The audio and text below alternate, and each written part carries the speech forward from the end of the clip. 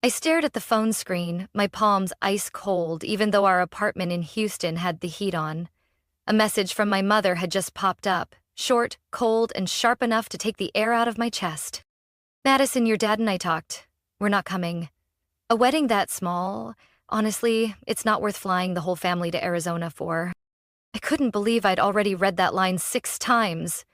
My heart ached like it was being squeezed from the inside. Before I could catch my breath, more messages came flooding in. From my sister Lindsay, my younger brother Josh, and both of my cousins. Not a single one of them would attend the wedding. They all gave excuses, but the message was the same. My wedding was too small to be worth their time. I let the phone fall to my lap and stepped out onto the balcony, where the golden rays of late afternoon lit up the tall buildings. The breeze tangled my hair, but my mind was even more chaotic. Everything we'd planned so carefully for nearly a year unraveled in a few cruel lines of text. The sliding glass door opened behind me. I didn't turn around. I already knew it was Zach, my fiancé. He stepped beside me and gently placed his hand on my shoulder. "What's going on, babe?" I didn't answer right away. My throat was dry, my eyes stung. It took me a while to whisper. "No one in my family is coming. Not one." Zach didn't say anything.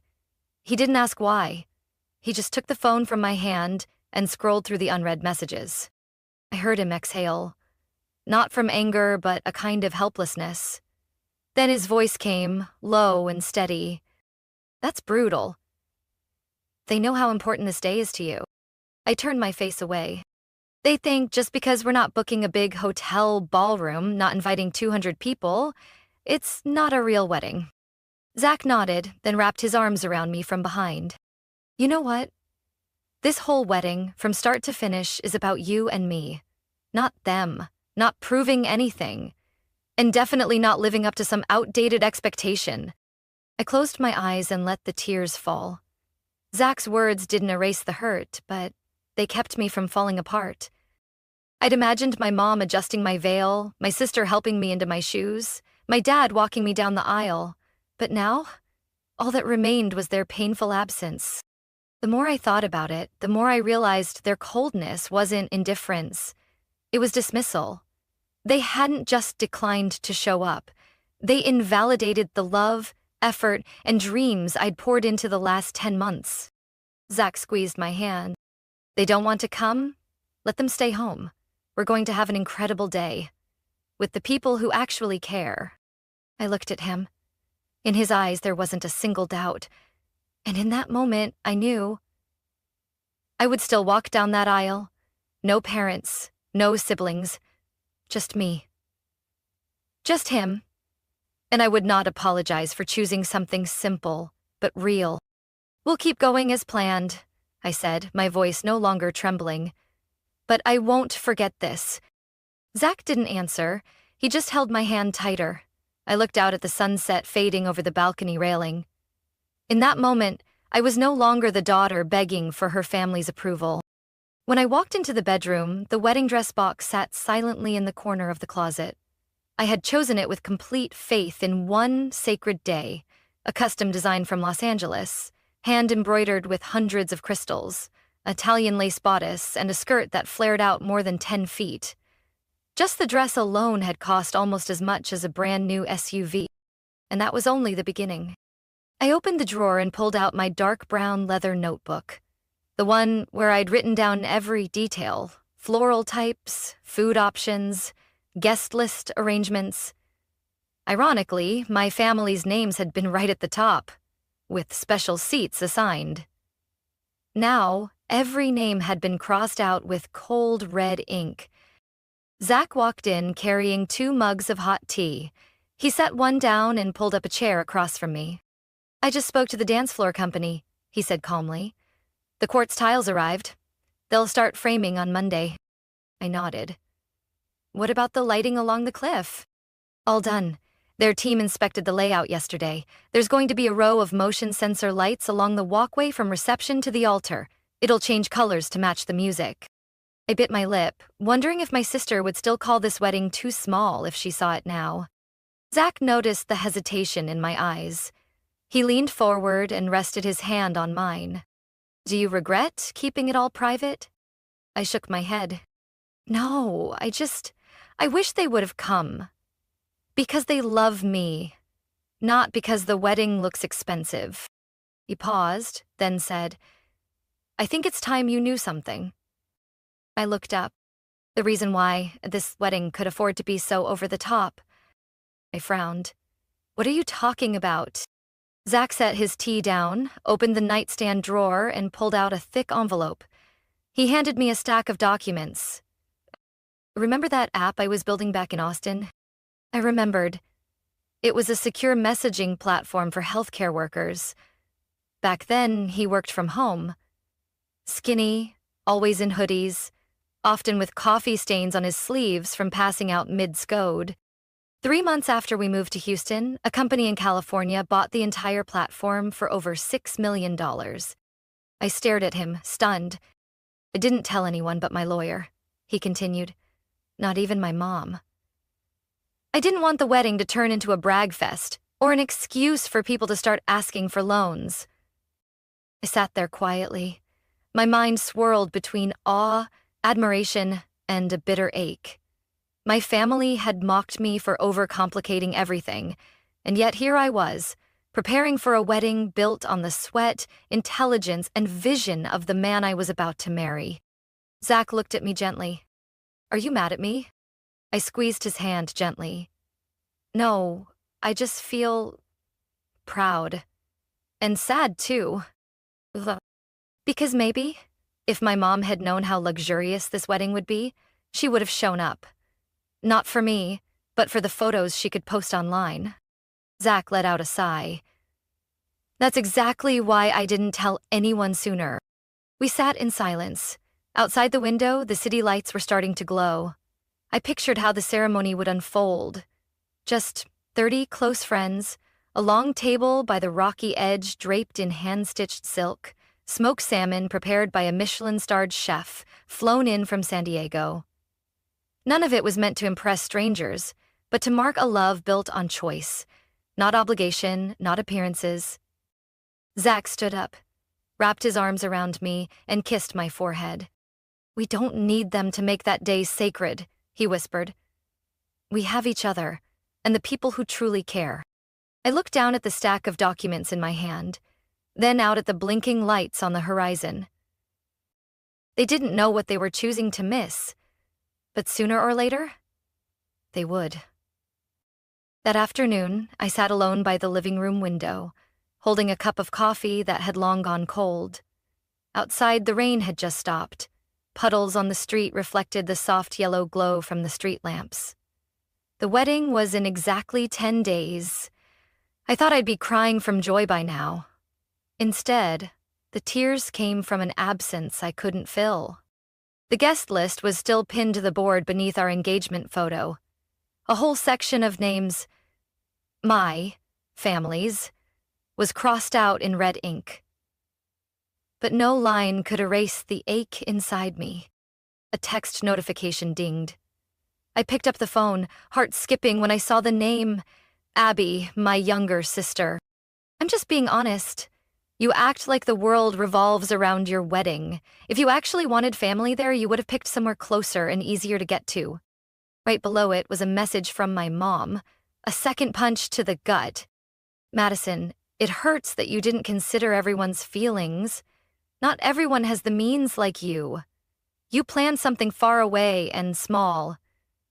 It feels like you deliberately left us out. I set the phone down, shaking, not from cold. My throat tightened as if an invisible hand were pressing against it.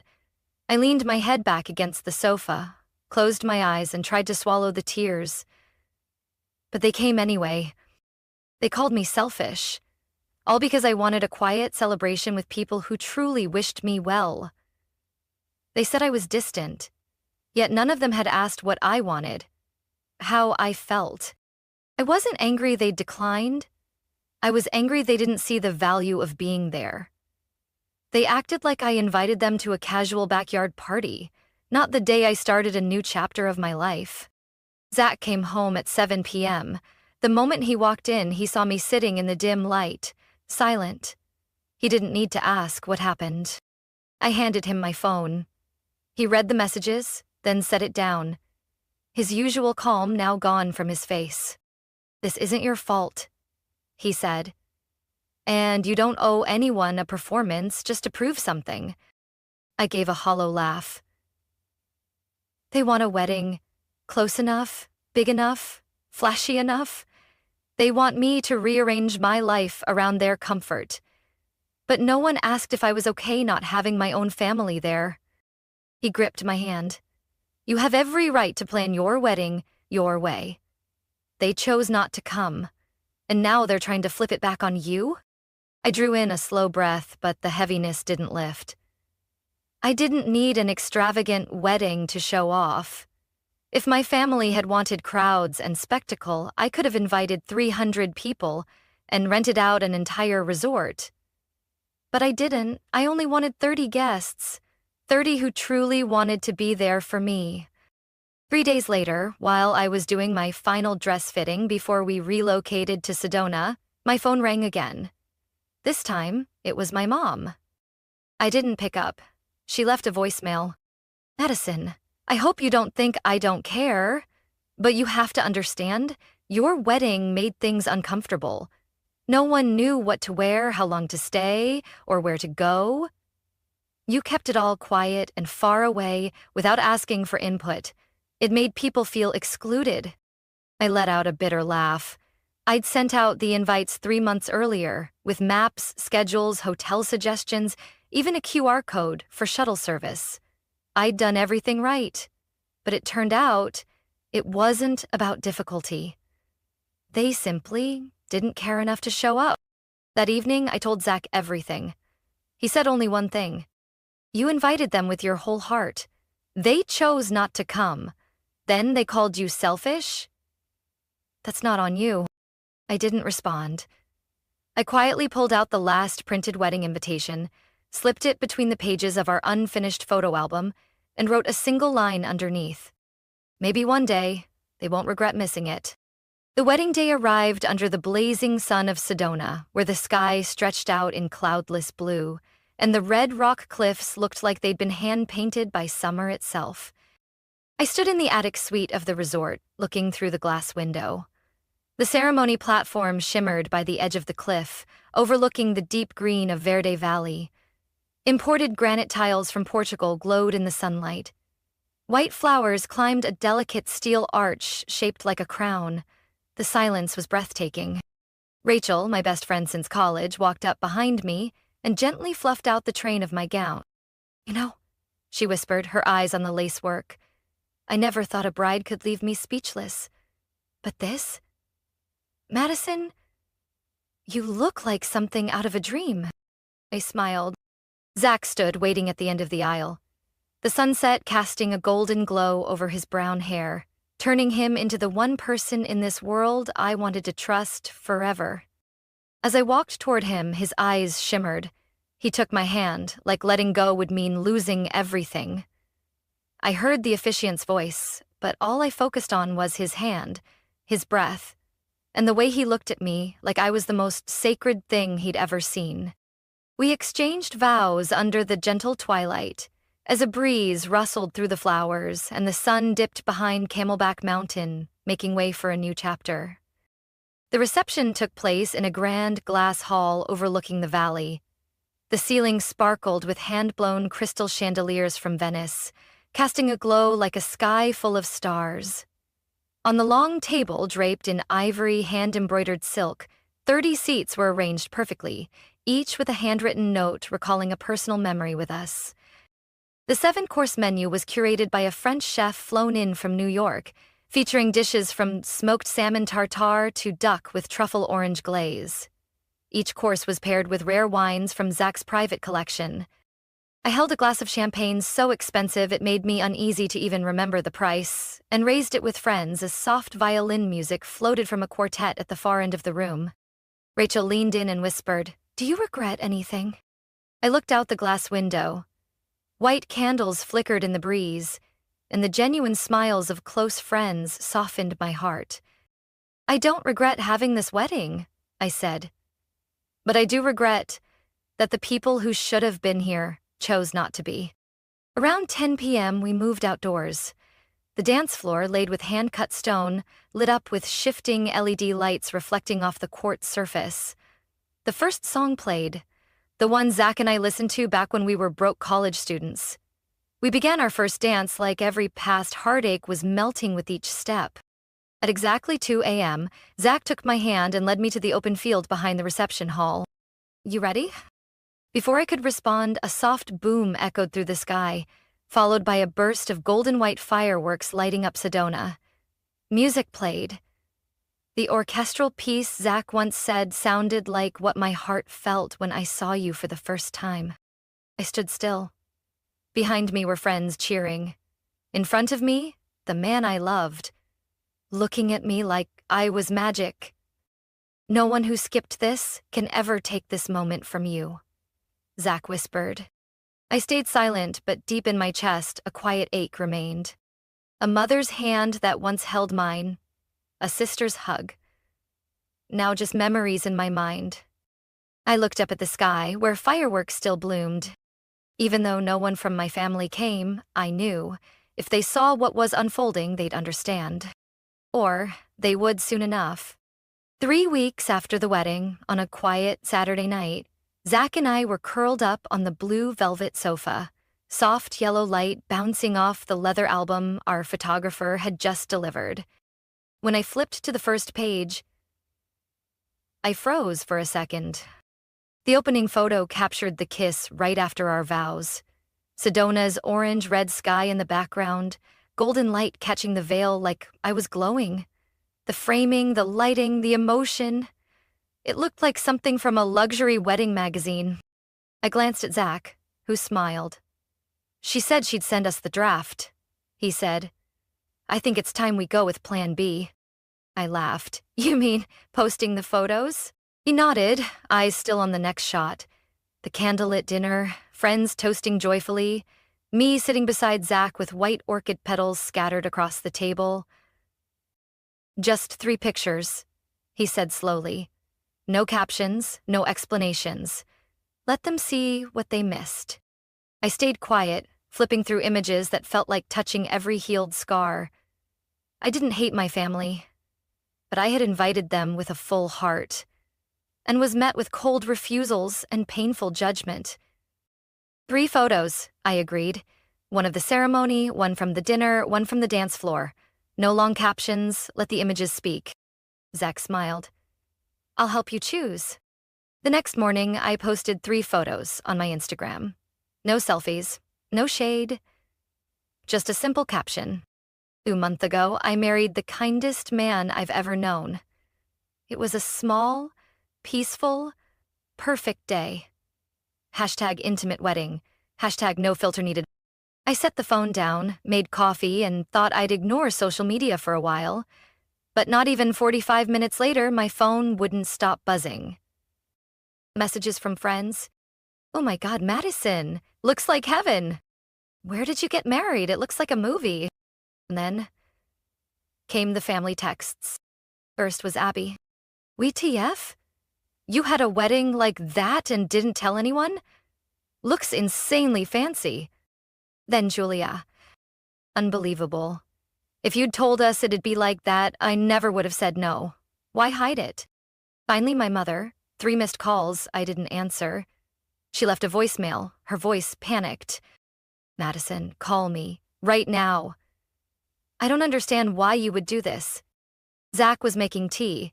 I handed him my phone without saying a word. He listened, frowning. They're not apologizing. They're just shocked by how glamorous the wedding was, not by how deeply they hurt you. A bitter smile tugged at my lips. They only regret not having pretty photos to show off. The messages kept coming that afternoon. Even a cousin I hadn't spoken to in 2 years commented, "This is what you call a small wedding?" Could have fooled me. I didn't respond. I didn't need to explain. I just sat quietly in the sunlight streaming through the window, feeling something lift from my chest. Not triumph, just peace. That evening, my mother sent another message. Madison, if you really cared about family, you wouldn't have hidden such a grand wedding from us. You've embarrassed us all. I stared at the screen, no longer angry, maybe because I finally understood words. Don't weigh as much as actions anymore. And they, whether they admitted it or not, had chosen to stay out of the most beautiful day of my life. Not because they couldn't attend, but because they didn't believe it was worth attending. I typed one line and hit send. I invited everyone. Everyone declined. As for embarrassment, that's not mine to carry. Zach pulled me closer, squeezing my hand gently. They're going to keep talking. Do you regret it? I shook my head. No. I don't regret letting them see.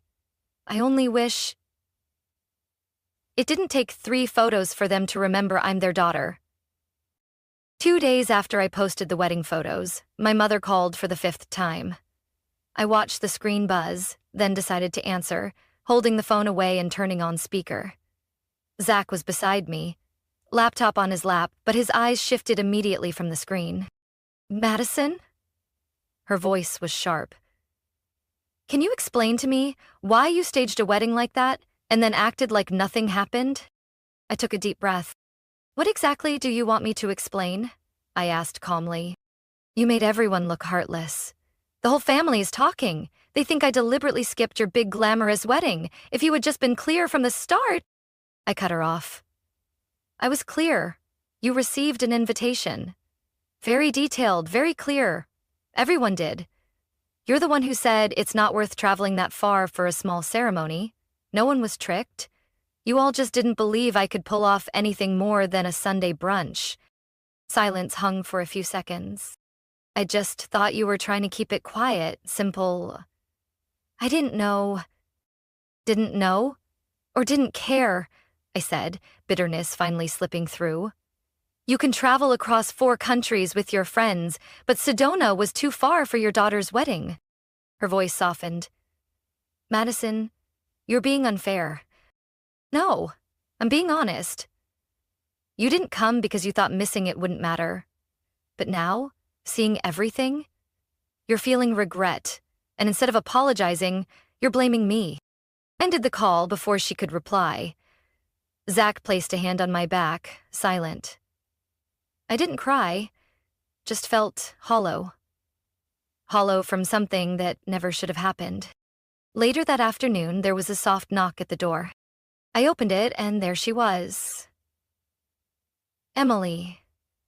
My youngest sister, the only one who hadn't commented since the wedding photos went live. She was 23, in a gray hoodie and jeans, holding a box of pastries and 2 canned teas. Her eyes were red. I didn't call first because I was scared you'd say no, Emily mumbled. But I needed to see you. I stepped aside. The room felt strangely quiet. Emily placed the pastries on the table, then pulled a crumpled envelope from her backpack. Our old wedding invite. I kept this, she said, voice trembling. And I thought, it's probably just going to be something simple, you know? I never imagined I'd feel this much regret. I looked at her without speaking. I saw the photos, the video, even that reel Zach posted. It was all so beautiful.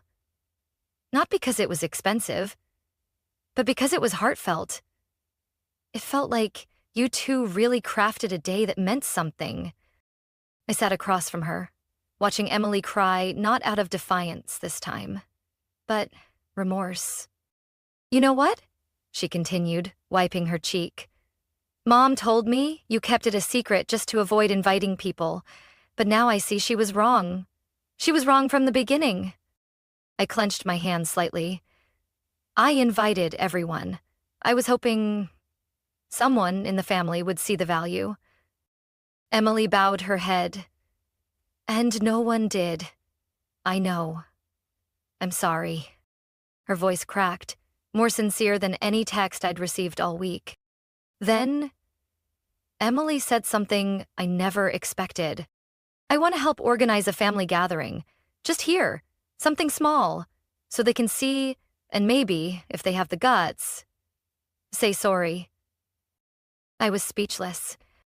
It's not another party, she added. It's a chance, a way for them to stop pretending nothing happened. A way for you to stop carrying this weight alone. I turned to look at Zach, who had just stepped out of the kitchen with 2 glasses of water. He looked at me, waiting for my decision. I let out a slow breath. Not because I had fully forgiven anyone, but because for once, in that quiet room, a real apology had been spoken. We picked a Saturday afternoon for the gathering. We didn't call it a party. We didn't label it a makeup event. It was simply a time to sit down, watch photos and videos, and, if anyone was brave enough, say the things that should have been said a long time ago. Zach and I tidied up the living room, keeping things simple. A small tray of pastries, a few glasses of fruit punch, and a large screen already connected to the hard drive with our wedding video. Emily arrived early, bringing a jar of wildflowers and a homemade apple pie. My throat tightened a little when I saw her shyly place the pie on the table and turn to me, asking, "You okay?" I managed a faint smile. "And you?" She smiled faintly. "Let's just see if they show up." But they came, one by one. My father was the first. He walked in with a thin envelope in hand, hugged me for a long time, and whispered, "I should have been there." I didn't answer. I just squeezed his hand gently and led him inside. Next came my 2 older brothers, along with their wives and kids. They sat a bit stiffly, making awkward small talk with Zach. No one brought up the texts. I didn't either. Finally, my mother arrived with Julia and Grace. The 3 of them stood outside the door for a few seconds as if debating whether to knock. Emily saw them and stepped out to open it herself. "Hi, Mom," she said. "Come in." I didn't greet them. I simply gestured politely toward the living room. My mother looked around the apartment, her eyes sweeping past the wedding photo on the wall, the new couch, and then stopping at the simple spread Zach and I had set out. She inhaled, as if bracing herself. "Your place, it's really cozy," she said. "Thanks," I replied, then turned to Zach. "Let's play the video?" He nodded and pressed play. The room fell silent as the wedding footage began to roll. One image after another flashed on the screen. Me, walking between rows of white flowers, Zach waiting at the altar, sunlight glowing through my veil. The breeze, the music, the vows. Every detail so vivid it caught even me off guard, like seeing it unfold all over again. When the fireworks lit up the sky at the end of the celebration, I turned my head. My mother was wiping her eyes. Julia stared at the floor. Grace bit her lip, her eyes glassy. I turned off the screen. No one spoke. The faint hum of the air conditioner was the only sound, a quiet reminder that silence had lasted far too long. Then my mother stood up. "Madison?" she began, her eyes locking on mine. Steady, unguarded. "At first, I thought you were trying to hide it." "Trying? To shut the family out of your big day?" But watching that video, I realized I was the one who stepped out. I didn't reply, didn't nod, didn't shake my head. "You invited me, formally. You even sent a detailed itinerary. But I convinced myself, if it wasn't a big event, it wasn't worth the effort." She paused, exhaled. I was wrong. I gripped my water glass tightly. "I'm sorry I wasn't there. Not because the party wasn't grand enough, but because I didn't believe in you. I didn't cherish that day the way a mother should have." This time, I didn't look away. I met her eyes. And in that rare moment, she wasn't trying to control the atmosphere. She accepted her fault not because she feared being judged, but because she truly understood she had hurt her daughter. Julia stepped forward and pulled a small envelope from her purse. "I know I said some awful things," she said. "I downplayed your choices, and then I tried to flip the blame back on you. I don't have the perfect words, but maybe this letter can show you I've thought it through." Later, I opened the envelope. Inside was a handwritten letter and two old childhood photos of us in cheap plastic princess dresses, playing pretend weddings in our front yard. Grace didn't say much. She just hugged me tightly and whispered, "Next time, I want to be there." When the gathering ended, the tension had lifted. They no longer looked at me as the one who tarnished the family's reputation. They looked at me as a grown woman, someone who lived truthfully, loved wholeheartedly, and held a wedding that honored herself. Zach gave my shoulder a gentle squeeze as my mother was leaving. "How do you feel?" he asked. I didn't smile, but I told the truth. Finally, I felt like someone in the family showed up for me. Not for the pictures, not for appearances, but because they knew it was time to stop pretending. 6 months have passed since that evening. We didn't become a perfect family overnight, but the biggest shift was this. No one acted like nothing had happened anymore. My mother started texting me every week. It wasn't always smooth, sometimes too short, sometimes off topic. But I knew it was her way of trying to make amends. Julia occasionally sent photos of dishes she was learning to cook, and Grace asked if I wanted to take a weekend yoga class together. Something I couldn't have imagined a year ago. Emily became the quiet bridge. She never took sides or pressured me to forgive. But her presence, steadfast and sincere, was like a slow, steady stitch mending the torn fabric of our family. By June, Zach suggested, "How about a small dinner to celebrate our first anniversary? Nothing big, just simple." I ran my fingers along the rim of my glass, then looked up. Okay. Not to test them, but to give them a real chance to move forward with me. We prepared the dinner in the backyard of our new home, a small house in the Scottsdale suburbs that Zach and I had bought after he officially left his old job to grow his new venture. Strung lights from the trees to the porch, set up a long table draped in white linen, and placed a sprig of dried lavender on each napkin. Nothing fancy. We ordered from our favorite Italian restaurant and made salad and dessert ourselves. And right at 6 p.m., everyone showed up. Every single one of them. My mother brought a lemon mousse cake she had baked herself. I watched her place it on the table, her hands slightly trembling, then hesitantly asked, "Can I help you pour the lemonade?" I nodded. And that, to me, was the second apology. Quiet, unspoken. Dinner unfolded in a soft hum of laughter. The kids ran across the yard with glow bracelets lighting up their wrists. Zach shared stories from our second honeymoon in Greece, a quiet, private trip we took 3 months after the wedding. After the meal, I stood, holding my glass, and gently tapped it to gather attention. "Tonight, we're not just celebrating 1 year of marriage," I said, scanning each face, so familiar, yet once so distant. "We're celebrating something that should have been there all along. Presence." Everyone went quiet for a moment. Then my mother stood, her hand resting on the back of her chair. "Madison," she began, "if there's one thing I've learned through all this, it's that I shouldn't judge anything by how grand it looks or by what others might think." She paused, turning to face me.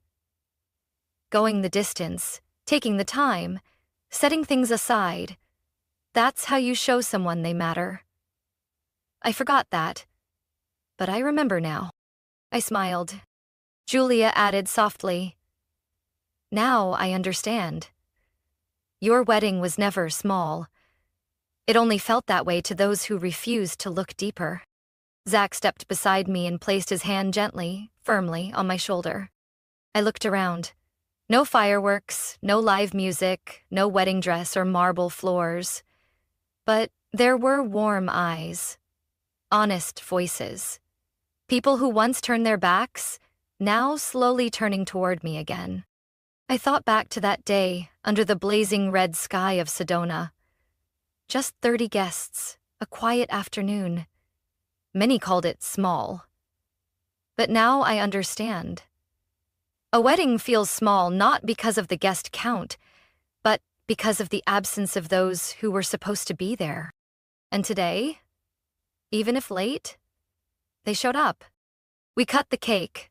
I heard my mother say to Zach, "Thank you for not giving up on this family." Zach replied, "I just did what was best for Madison." I turned away to hide my smile. Not every crack gets mended all at once. But with what we've rebuilt, I don't need a second wedding. Just a backyard dinner under soft golden lights where people set aside pride and choose to love for real. And that is enough. Madison's story is a powerful reminder that genuine presence matters more than any lavish display. A wedding isn't small because of how many guests attend. It feels that way when the ones who truly matter aren't there. In real life, hurt often doesn't come from harsh words, but from silence and absence.